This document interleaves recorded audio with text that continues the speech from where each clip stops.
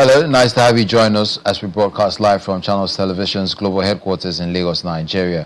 You're watching Newsroom Series. I'm Dominic Iwiwa, and today our focus will be on the North Central. But before we get into that, let's have a snippet of our top stories making the rounds at the moment.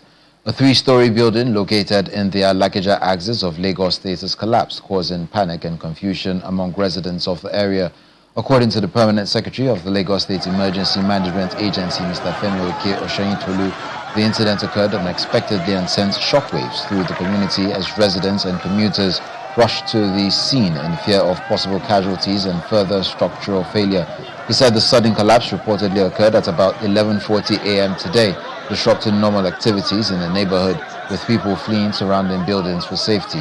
Mr. Oshayin-Tolu adds that first responders are already on ground to rescue anyone trapped inside the rubble. We'll bring you more updates as they unfold.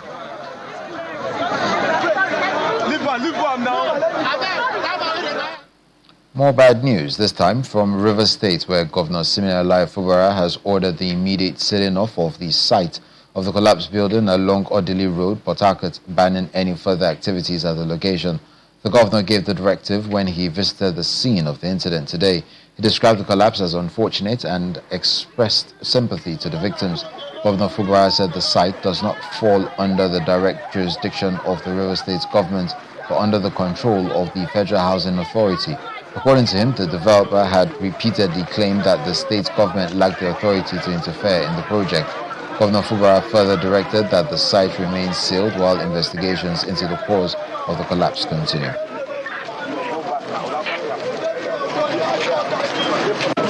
I am here because I didn't come yesterday because I wanted to get the report first. And the commissioner did brief me that incident site first is not as claimed by the developer, is not under the jurisdiction of the state, but is under the jurisdiction of the Federal Housing Authority. He also informed me that when the project was ongoing, that they came here severally to inspect what is happening and also to see the level of compliance. But unfortunately, that the developer keep claiming that we don't have any right to interfere. But the issue is not about interfering, it's about the life that is being lost today. So we feel very sorry and very regrettable that such an incident should be happening in this 21st century. 21st century because technology has advanced, engineering has developed. I wonder what kind of engineer would even allow this kind of project to go on.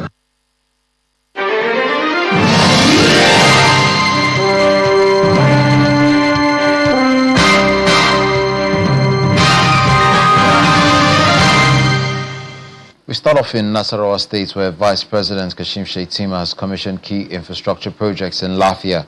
The commissioned projects include the Sule Bawa Avenue opposite the Federal University, a 5-kilometer road designed to improve accessibility and ease movement within the area, as well as the Kashim Shettima Road, a 0.3-kilometer road named in honor of the Vice President. Also commissioned was a hall named after the Vice President by the Emir of Lafia, Justice Sidi Baghi Mohammed, retired, as part of activities marking his 70th birthday and valedictory celebration in recognition of his contributions to national development and support for infrastructural growth in the state. The projects are expected to enhance connectivity, reduce transportation challenges, and stimulate economic activities, further supporting the development agenda of the Nasarawa State government. This came the only solution, since security will not be able to follow those kidnappers each time there was an incident. We decided to construct this road. Since this road was constructed, there has not been one case of kidnapping in this area, Your Excellency. So that's the essence of this road that is very historical to our, because there is no plan whatsoever to construct any road in this area. It was a total bush that is there. So today we are happy, Your Excellency, that you have accepted to commission this road, specifically for the university community And that's why they are here and happy to see you. For many motorists along the Geri Alimi Offa Garage Road in Ilorin, overgrown bushes and bad sections of the road had become a source of concern, creating opportunities for criminal activities and making travel difficult. In response, the Federal Road Maintenance Agency, FEMA, has launched a dual intervention aimed at improving both safety and road conditions. Our correspondent reports. For months, commuters and motorists using the Geri Alimi Offa Garage carriageway lived with fear.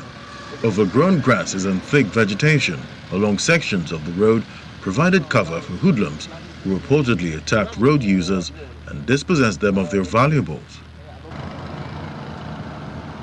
Determined to restore safety and confidence on the route, officials of the Federal Road Maintenance Agency embark on a major bush clearing exercise, particularly around the Metropolitan Square axis.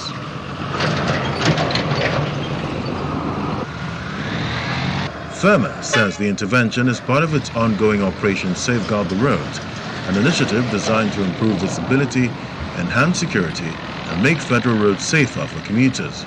Behind us here at what we used to call the Dangote flour mill, we have this roundabout that is always heated to before now. It's very, very bushy, and it's a place that the hoodlums like to hide. And we all know the security challenge in the nation now.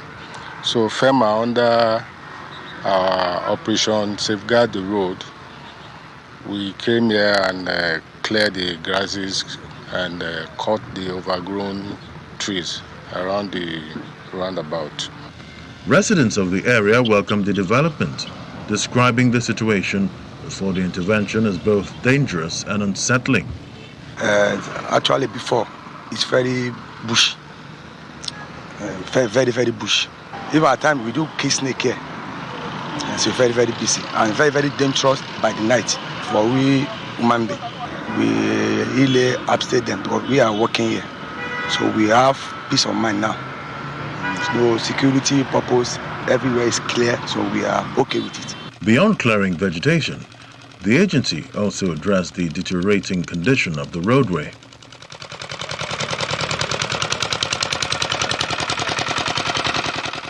Motorists acknowledge the impact of the intervention, but note that additional measures such as solar-powered streetlights would further strengthen security and improve nighttime visibility. This place is worst before now, but when it starts the innovate of Plateau, so it's better than that one. And again, I want federal government, I want plea to federal government to do solar street lights. As work continues under Operation Safeguard the Roads, residents and commuters hope similar interventions will be extended to other major roads across Kwara State.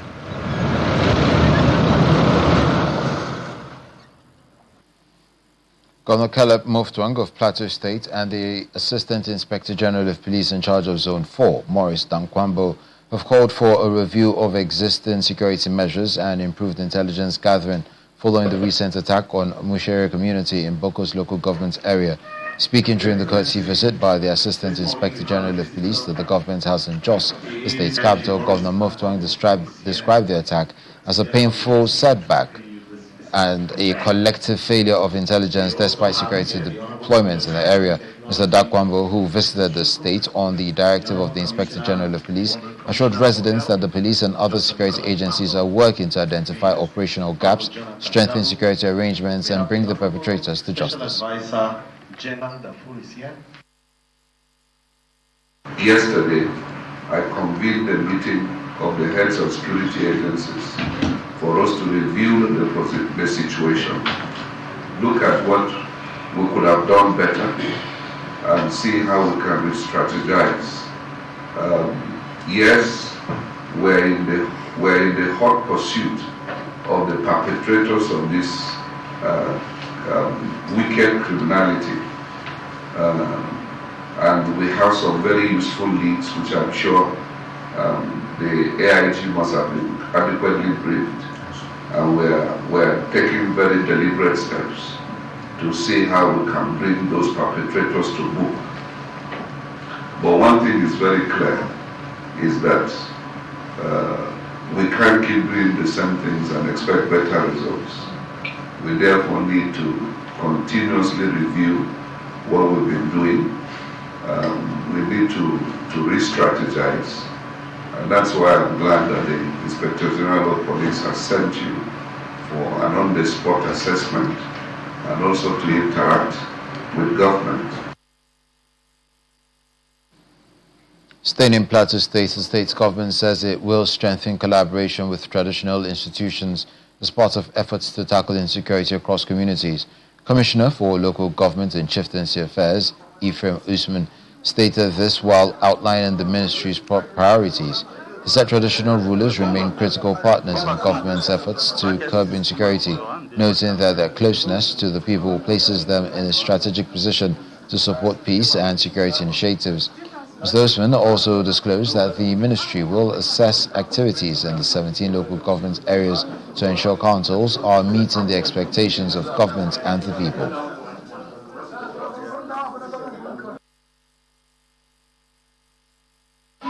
This issue of insecurity, we are going to look into that very well to see how we can be able to liaise with the traditional institutions to curb the menace of this insecurity that has bedeviled us not only in Plateau State, in the country at large. We are going to give in more to see how we can be able to deliver the dividends of democracy to the grassroots. You know, this ministry is locally based, like I always tell people, it's community based. It has to do with rural people, and by the grace of God, the experience I have gotten before I left on the 16th of March and coming back to this place, we are going to continue exactly from where we stop. You're watching Newsroom series on Channels Television. Right after this break, we'll bring you more stories making rounds within the North Central region. Stay with us.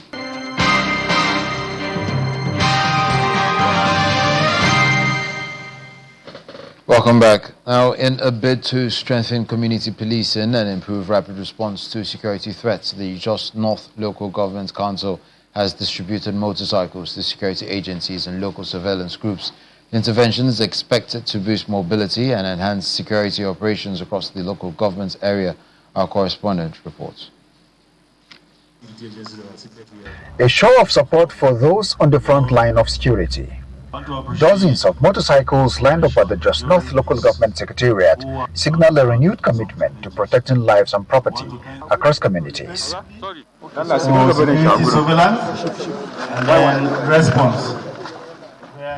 Presenting the motorcycles, Chairman of Just North Local Government Council, John Christopher, reminds those present that security remains the bedrock of development, stressing that no society can prosper without peace and safety. The conventional security might not be everywhere, and that is why we are leveraging on the neighborhood watch, we are leveraging on the vigilante, we are leveraging on the forest guard, we are leveraging on all other non-conventional security outfits to come together and form the joint task force in Just North for us to work and properly survey the local government in terms of internal security. We have been doing this for quite some time, and it has proven to be very, very effective. The 30 motorcycles are distributed to the Nigerian Police Force, Nigerian Security and Civil Defense Corps, Operation Rainbow, vigilante groups, and special surveillance squads operating across the 20 wards of Just North. The council says the initiative is aimed at improving patrol operations, surveillance, and emergency response. Cycle being commissioned and distributed today is to enhance surveillance and intelligent gathering, and also to help in rapid response and routine security operation in our areas where vehicles may be difficult to access. Traditional leaders welcomed the intervention, describing it as a timely boost to ongoing efforts to maintain peace and security. Traditional Council is very, very much appreciative of what you are doing within the local government. Advising, when you are given, don't be overzealous in doing your job. Do it the right way, as you have been guided by the conventional security apparatus that we have, so that things will move right within the local government. Security stakeholders also emphasize the importance of accountability and effective deployment of the new assets. Say no to also drugs, say no to Sarasuka, say no to many things. So first you have to pay emphasis on drugs. These drugs, if you say no to drugs, Sarasuka will gradually eliminate. For residents of Just North, the motorcycles represent modern mobility. They symbolize hope for faster responses to security incidents and a safer environment for all. Percy Dabang, Channels Television News. Kogi State's Governor Usman Ododo has lauded President Bola Tinubu for his unwavering commitments to strengthening security architecture across Nigeria, particularly in Kogi State, saying the president's strategic investments and support for security agencies have significantly curtailed criminal activities in the state. Governor Ododo made the remarks on Tuesday during an inspection visit to the newly established 21 Battalion Barracks in Ayengba, Kogi State, where he assessed operational facilities and interacted with military personnel stationed in the area. The governor, who was visibly impressed by the level of operational readiness and the rapid establishment of the military formation, described the barracks as a clear demonstration of President Tinubu's resolve to support subnational governments in confronting insecurity across the country.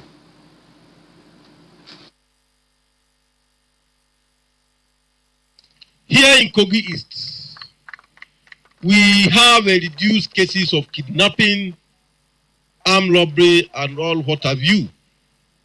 Since your arrival, I think we have been having it very seamless, unlike before. And we are here to reassure you that under the leadership of our father, President Bola Ahmed Tinubu, we are with you. We are here to appreciate you. We are here to let you know that we are aware that you are here because of us. And criminals now know that Kogi State is not a fertile land, it's not a free land for them to come and market. There's no market for them as far as Kogi State is concerned.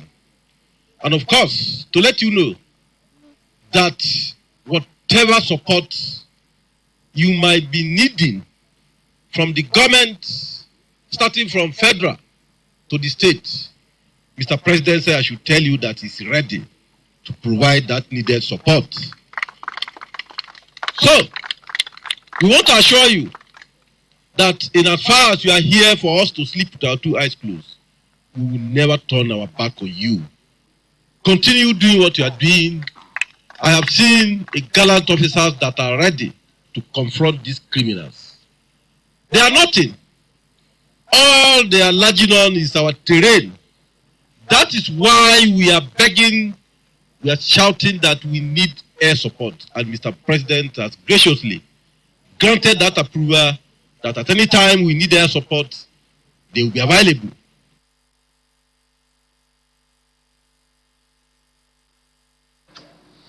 The Niger Police Force has intensified efforts to strengthen its operational capacity, improve intelligence gathering and response strategies, as well as enhance collaboration with critical stakeholders in the fight against insecurity across the country. The Deputy Inspector General of Police in charge of the North Central Zone, DIG, Ishaku Mohammed, stated this during a two-day official visit to assess the security situation in Niger State. During the visit, the Commissioner of Police, Niger State Command, CP Adamu Elema, also acknowledged the security challenges facing the state, citing its vast geographical landscape, difficult operational terrain, and limited resources.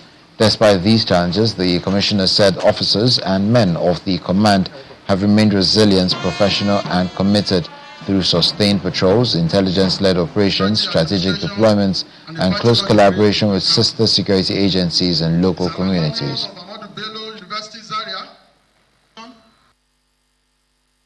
It's a concern by the federal government. Mr. President has directed 50,000 policemen to be recruited, and we are at the final stage now. Any moment from now, we are going to invite them to the training schools. 50,000, if you look at it, each state will get about 1,300 plus in each of the states, and I think that is a number to start with. Officers and men of the command have remained resilient, professional, and resolute. Though sustained patrol, intelligence-led operations, strategic deployment, and close collaboration with sister security agencies and local communities, the command has successfully repelled numerous attacks, foiled several criminal incursions, and denied bandits the opportunity to establish operational foothold within the zone. Ministers of Minerals and Mining in Africa, including that of Nigeria, have kicked against the export of raw materials from the continent, emphasizing the need for Africa to turn its rich mineral deposits into wealth for the shared prosperity of the people. This formed the crux of the discussion at the 5th African Natural Resources and Energy Investment Summit held in Abuja. During the event, the Minister of Solid Minerals, Mr. Dele Alake, disclosed that a new world-class helium metal province with significant deposits of gold, nickel, and other critical minerals have been discovered in Kaduna State. Our correspondent, Emperor Simon, reports. Nigeria is hosting the 5th Africa Natural Resources and Energy Investment Summit, which brings participants from various African countries and within the country, as well as investors. Themed One Africa, One Resource Vision, the summit seeks to promote partnership in the solid minerals and energy sectors among African countries in a manner that recognizes the importance of value creation, industrial development, and shared benefits. If we embrace unity, if we champion collaboration, and if we invest boldly in our shared potential, then Africa will not only participate in the global energy transition, we will lead it as well. Our task, therefore, when we're gathered here on this auspicious occasion, is to build industries, not merely to export resources, but to export value, not merely to attract investment, but to direct investment towards Africa's long-term development priorities. However, the Nigerian government says efforts have been made to transition from informal to structured and transparent mining, which have also raised the country's solid mineral sector earnings from $6 billion in 2019 to $70 billion in 2025. Recent exploration breakthroughs verified by our National Nigerian Geological Survey Agency has unveiled a world-class polymetallic mineral province in Kaduna State, and which is of world-class platinum group, precious and critical metal deposits, notable with significant deposits of gold, nickel, copper, lithium, rare earth elements of exceptionally high grade, positioning Nigeria among the emerging destinations for strategic mineral resources and sustainable mining investment. Mr. Alake also presented the remarks of President Bola Tinubu, who notes his government's commitment to pursuing an energy future that expands access and supports industrialization. Africa must no longer export the future in raw form and import poverty in finished form. The conversation at this summit also highlighted the need for courageous leadership and strategic alliances to ensure Africa's prosperity is measured by wealth creation, job opportunities, and sustainable development. From the conference center of the State House, Abuja, Emperor Simon, Channels Television News. And that's where we drop the anchor on this edition of Newsroom Series. I'm Dominic Iwiu. Enjoy the rest of your day.